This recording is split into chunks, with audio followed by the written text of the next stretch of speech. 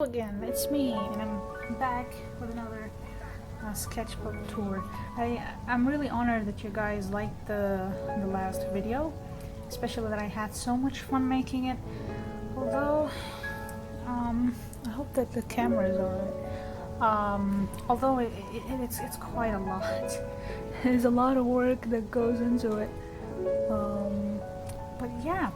This sketchbook is more recent than the last one that you've seen in the last video. So the last one maybe was in 2017/2018. This one is 2019. So yeah, hopefully there's improvement. This is another bunch of really old characters of mine. These are the first human characters that I had. And I was just revisiting old memories while drawing them. This, however, is my my friend's character. She's not mine. She's French, she's sarcastic, and I remember back when my friend and I were talking about them, she kept saying a lot of like French stuff or like French phrases, and I would be shook because I didn't know French at the time, but yeah, she's very sarcastic. She really pisses off her roommate, her British roommate, so they get into a lot of fights and a lot of shenanigans with one another, so it's pretty interesting. And this one is Yaoyorozu from Boku no Hero Academia. While I was browsing Pinterest, Pinterest is it's like the main source of ideas for me, because it has a lot of amazing drawings and stuff, and I can take a little bit of inspiration from there and do my own drawings. So I really love Pinterest. It really helps a lot with my drawings. While I was browsing Pinterest, I found this really interesting set of armor. It's not an armor, it's like a medieval outfit, sort of, and I immediately thought, yes, this would look great on Yaoyorozu. In fact, there are more than a couple of armors that I found on Pinterest, and I kept drawing Boku no Hero Academia in some of these armors, but this one suited Yaoyorozu so much. I really love the way that I drew her as well, the details that went into this. Yeah, so that's that. Another MC and Team Skullgrunt doodles. This is Pokemon Sun. I really like Solgaleo. He's my favorite legendary so far. That's why I have Pokemon Sun and Pokemon Ultra Sun. They're right there. But yeah, basically, again, I got a lot of positive feedback on the comics that I used to make and the doodles that I used to make for these two. So I got more and more encouraged to draw more. And this is basically when you go to the Ultra Space or something. I don't know, what was it called? Ultra Universe? God damn it, I suck with names. But yeah, basically when you ride Solgaleo into Ultra Space or the Ultra Universe, I don't know. So there's that. I guess that's Team Skullgrunt right there. Here's a little bit of duels. The thing is, you cannot see the bottom. God damn it, you cannot see the bottom sketches because this is a vertical sort of sketchbook. And I tried to make the proper setting, but I can't. This is all that I can do for now. But yeah, anyway, moving on. This is Charles. If you remember in the last video I showed you an alien character that his name is Canis.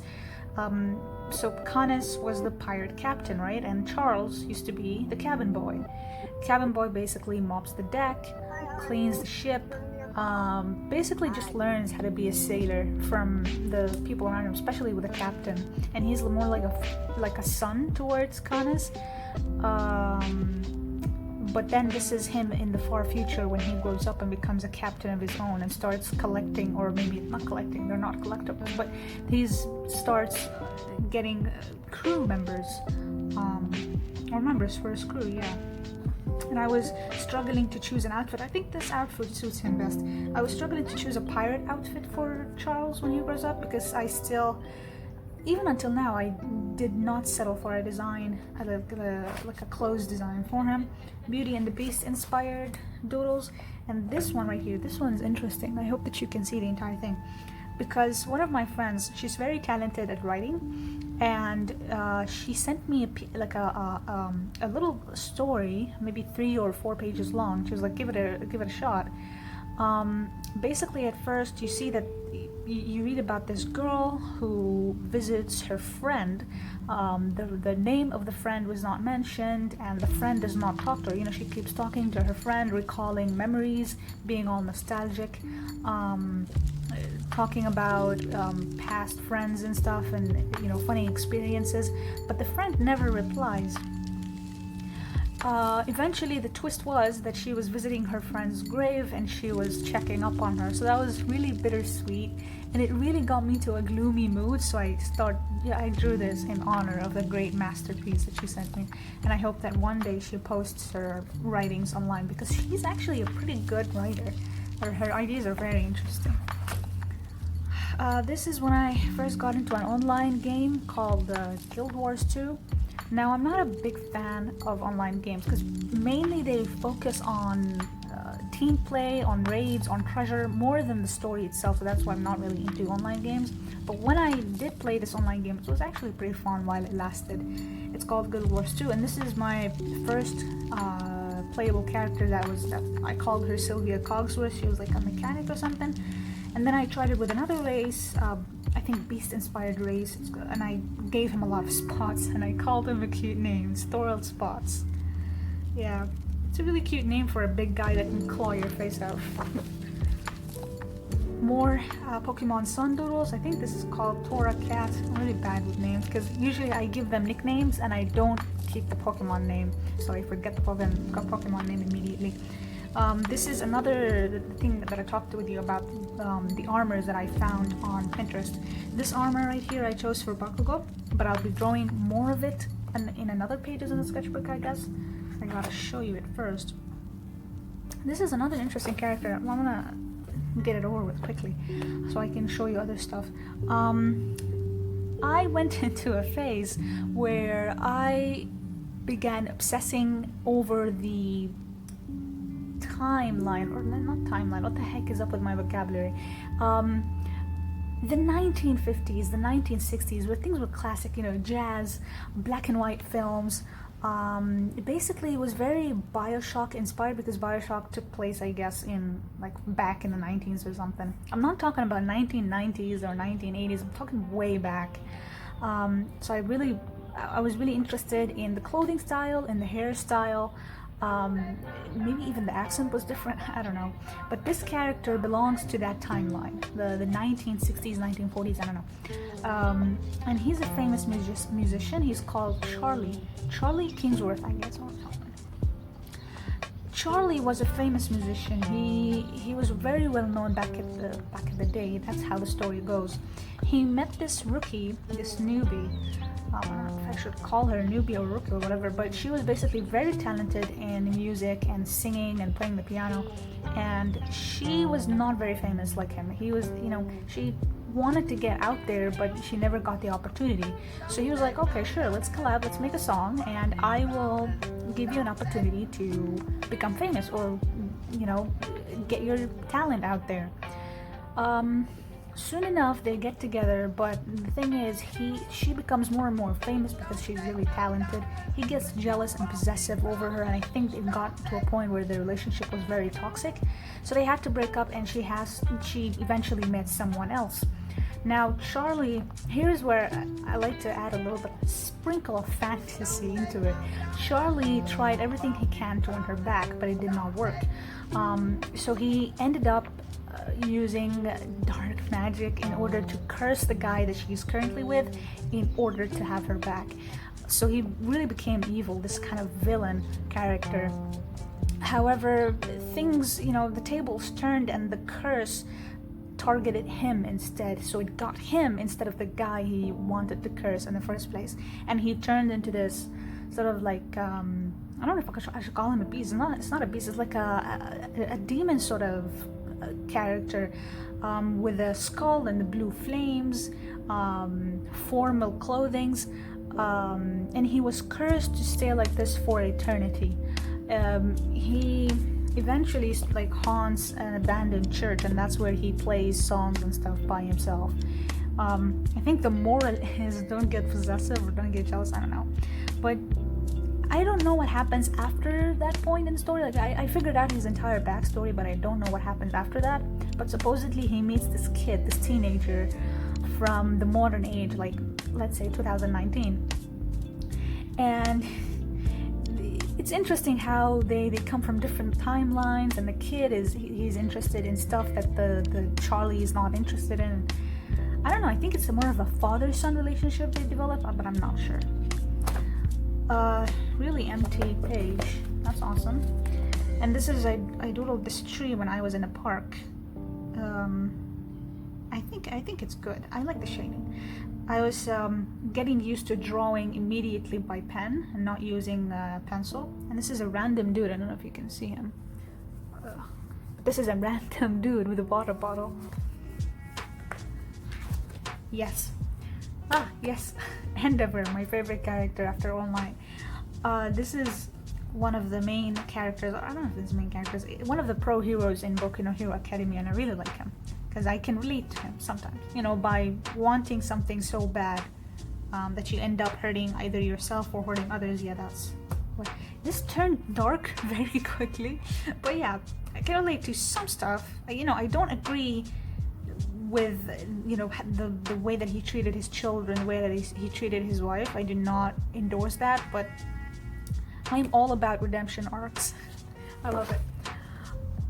This is again the armor that I saw for Bakugo, but now I gave it more detail and I colored it and stuff. I think it suits him because it has this little skull, little bones right here. More Endeavor doodles. I hope, yeah, more Endeavor doodles. More experimenting with the watercolors. I think I become better and better at this, thankfully. The tiger is very cute, but the thing is, you see this green color right here? In the original picture, the muzzle of the tiger was wet, I think, from drinking water, and it was reflecting a little bit of green from the plants. I wanted to indicate that, but I ended up using too much green, and now it looks like it vomited or something. But yeah, there's that. These are notes. Why are there notes in my goddamn sketchbook? This is more experimenting with the watercolors. I think, you know, I keep getting better, thankfully. And I also got into Sailor Moon style. I did not watch Sailor Moon. I don't know why, but I'm really interested in Sailor Moon's character because she hates math and she likes food. So I tried drawing Evangeline in Sailor Moon style. Yeah, we did not talk about that. This is, I think, a Bioshock. This is Atlas, which is, I don't know if I butchered the name. He's a character from the game Bioshock. It was my friend's birthday, so I drew this for him. Evangeline, I really like the way that I colored the hair. And then there's Mirio, Lemillion, another character from Boku no Hero Academia. I was testing coloring with Sharpies, but you can see that the Sharpies that I used were from a cheap brand. You know, they weren't the real thing, but still I liked how I used the negative, I don't know what you call the negative space, the blank page as a lighter shade. I keep sighing, I don't know why, but yeah, this is a doodle of me and my friend. This friend, oh god, you cannot see it, but this friend right here, she's the one who wrote the story that I told you about, the one where the girl visits her dead friend. This is a birthday doodle for a friend of mine. Now this is Moana inspired. I wanted to draw Evangeline in Moana's universe, so the Evangeline or whatever sort of character I have in that universe, I drew it in Moana. So there's the grandpa. This is my version of Maui. His name is Ethan. Yeah, it's not a cool name as Maui, is it? Oh boy. I think this is me trying to draw realistic faces. This is as realistic as I could have gotten. And this is another anime that's called Banana Fish. It sounds very random, but that's the name of the anime. I did not watch the entire thing though, because when we got to episode 9, one of the characters died, and I'm like, oh yeah, that's it for me. I could not, my heart can take no more. But yeah, this is me when I draw the end, because basically one of my friends, she's the one who watched the entire thing, and she told me the ending of the anime. Basically there's major spoilers ahead. If you did not watch Banana Fish yet, skip this or watch another video, because this is major spoilers in here.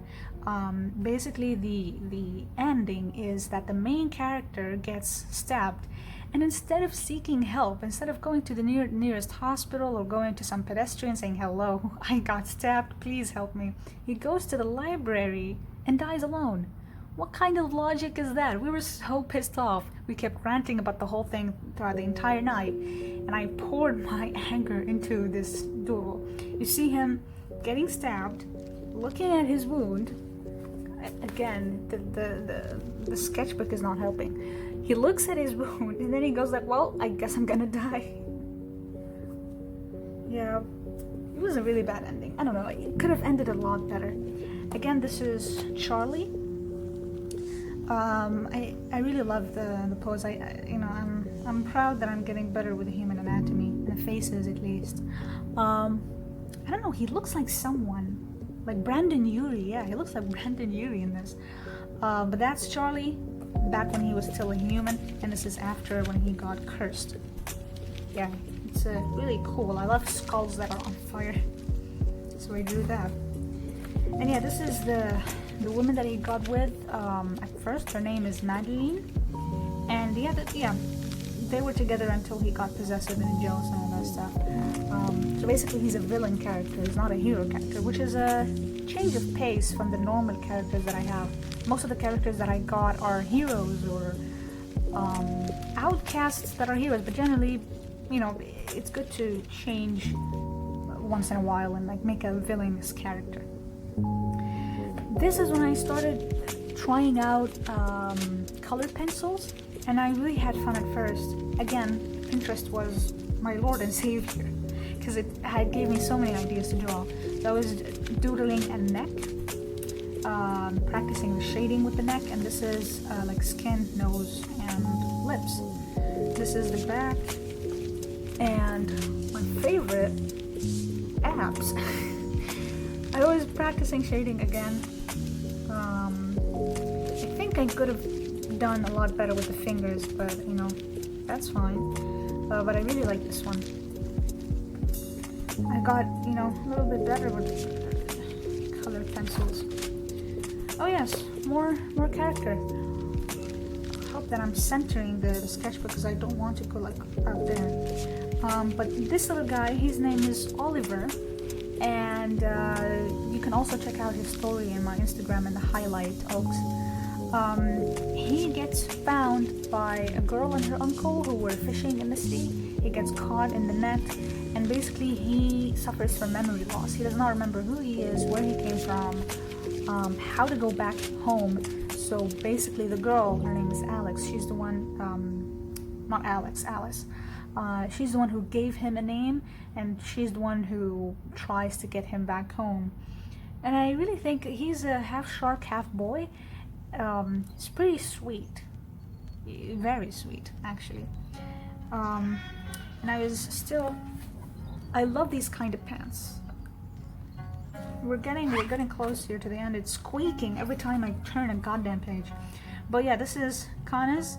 This tattoo right here, if you remember his story, this tattoo he got it's not a tattoo, it's more like a protective marking that he got from Atlantis. So basically it helps protect him from damage. It wouldn't protect him like 100%, but basically that's what they told him when they gave him the marking. But anyway, I don't know, I think it's interesting. I like these kinds of tattoos. This is me again, reacting to some conspiracy theories. I watch a lot of Shane Dawson videos.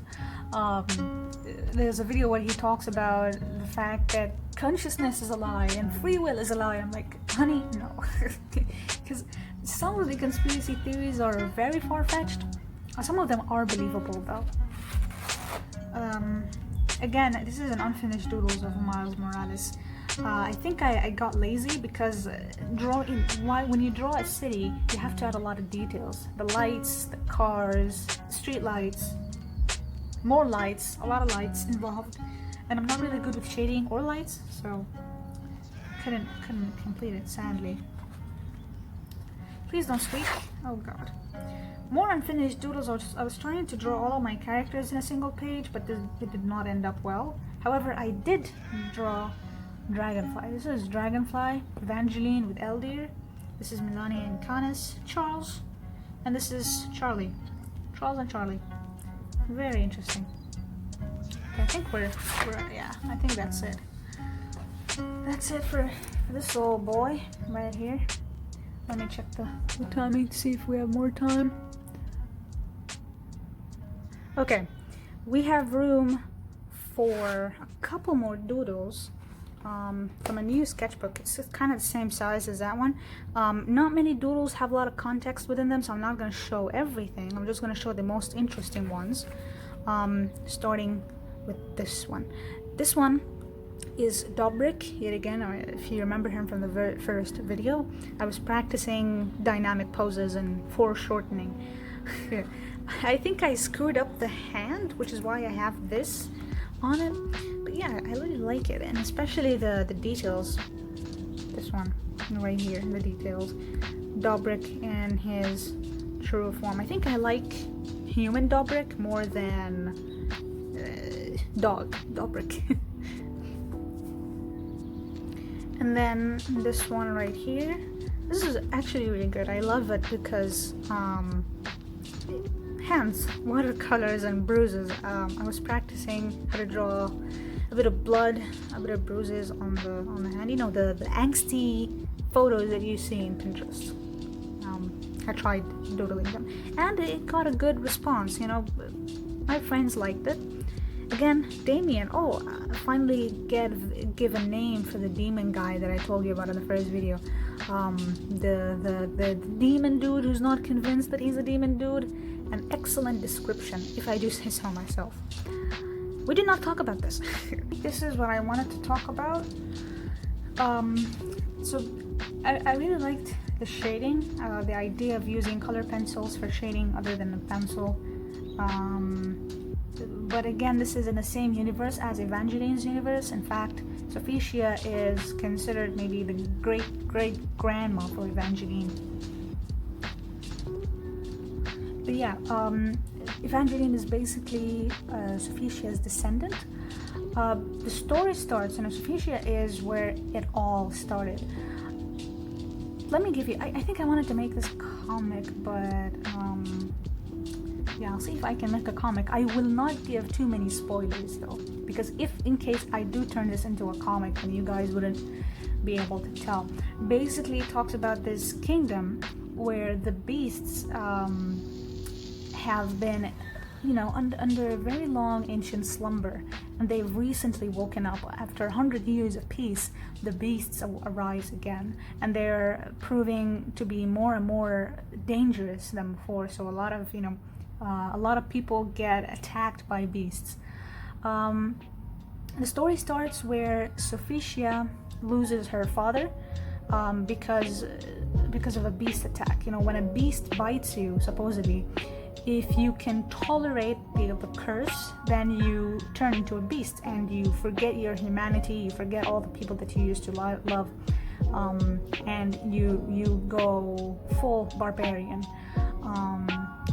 But if your body cannot tolerate the curse, cannot tolerate the flow of, you know, the beast's, I wouldn't say venom, because it's more like a curse that gets transferred from one beast to another in case they bite you. But if your body cannot tolerate that, then you end up dying. That's the case with Sophicia's father. He ended up dying eventually. But he was known to be one of the most infamous beast hunters, and he killed a lot of beasts in his time, and Sophicia learned a lot from him. So she in turn became another great beast hunter. Basically, the prince gets the prince of the kingdom, he's also another main character, gets bitten by a beast because of, you know, let's say curiosity got the cat. So the king and queen, having this prince as their only heir, they need to try and heal him because his body is still fragile. We're talking about maybe teenagers. This is in a more you know, older age. But what I'm telling you about is when they were still a bunch of teenagers.